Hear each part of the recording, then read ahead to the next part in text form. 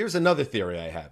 2017, it's the Case Keenum season for the Vikings. They go 13-3, the Minneapolis Miracle, and they get to the NFC title game.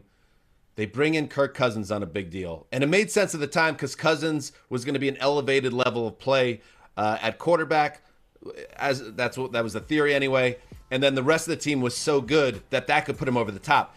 Now I see the Cousins deal and the re-signing is kind of a curse on this franchise because the rest of the supporting cast is not that good. And Kirk Cousins, as good as he can be, is not great enough to cover up for those spots. So it's no longer a nice fit for me, and yet they're locked in together.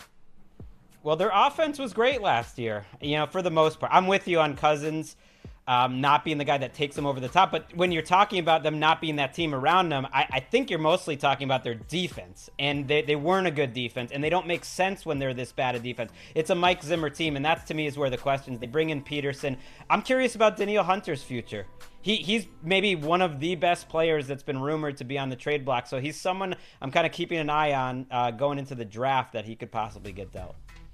Yeah, I mean, not having Hunter last year just completely imploded that defense, and they've got cap issues, and you're right. I mean, that was Zimmer's first losing season. They also were, 6-6 at one point, and then the floor caved in, and it had to do with that defense. The offense was not that bad. They were quite interesting offense, and I mean, maybe Cousins can get you there if the defense is dominant, but I just feel like this is a always sort of good but not great team. And so what do you want to be? I mean, are they kind of closer to rebuilding mode than competitor mode at this point? Well, I think it's a fair question. I mean, yeah, that was my point, is that where they're at now compared to where they were after 2017, they're much closer to the middle. And you could say the same thing from an NFC standpoint. And then you look inside this division, they're clearly below the below the Packers. They're clearly above the Lions and likely the Bears. But is that good enough? They seem to be caught in some type of purgatory right now.